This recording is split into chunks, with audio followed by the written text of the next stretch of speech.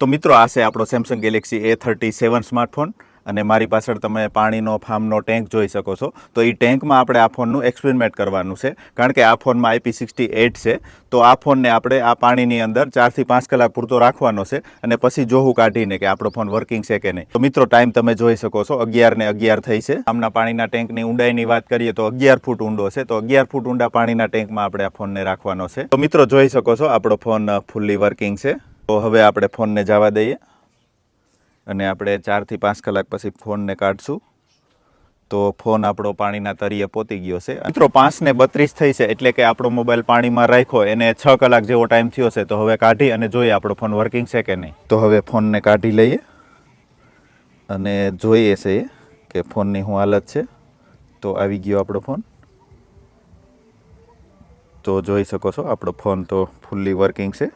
પહેલાંનો charging port અને Mike speaker કામ નહીં કરતા હોય. પાણી 100% સુકાઈ જાય એટલે આપણો ફોન 100% કામ કરતો થઈ જાય.